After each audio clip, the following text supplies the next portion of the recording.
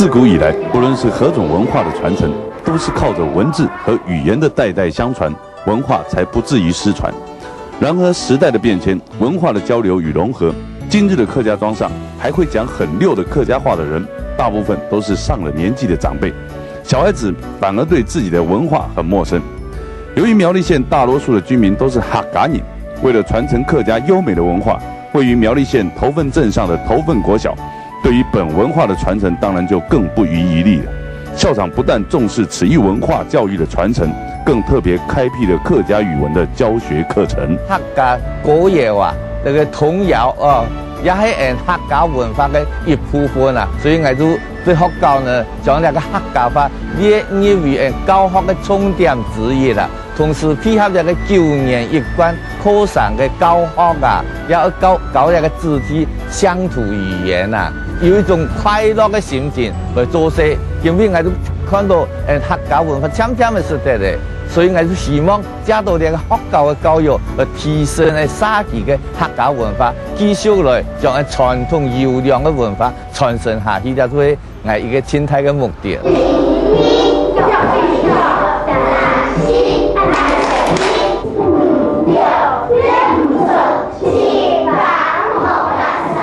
为了让孩童们能对客家语言的认知，头份国小踏出这教学上的第一步，就是以童谣教唱的方式，导入孩童们对客家语言的学习。其实客家童谣就係客家人的一個生人呢生活嘅情形啊，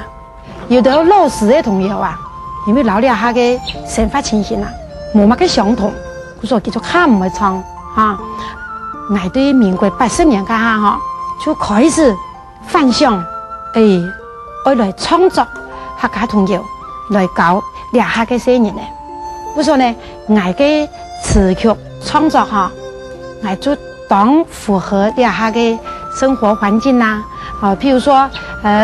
生人呢對學校打溜架呀，打溜架就是溜滑梯啊，然後上嚟其實會唱到遊來遊去，我主要我做創作，本嚟嘅童謠哈，繼續。一次一次的傳下去，主要就係要學講客家話啦。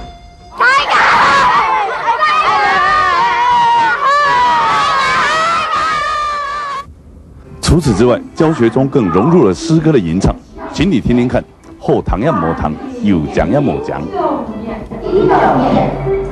故主所立後，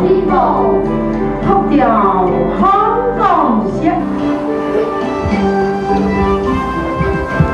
故主所立後，學調香港聲，香港聲。你聽懂嘅嘛？聽懂嘅啊！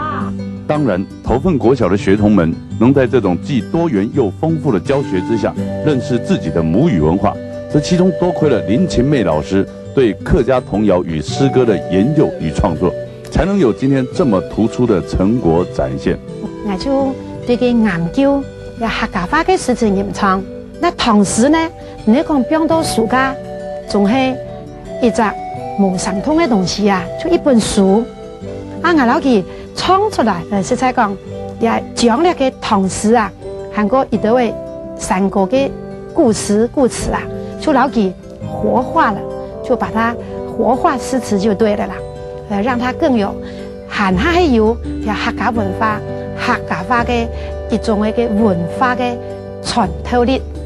更有這個客家母語、客家文化的一個穿透力，就是說讓客家話呢永久流傳萬萬年。流傳萬萬年，說得真好。除了學校的教育之外，更需要像林琴妹老師一樣有熱忱的客家子弟們的投入，如此，今年客家文化的傳承才能流傳萬萬年。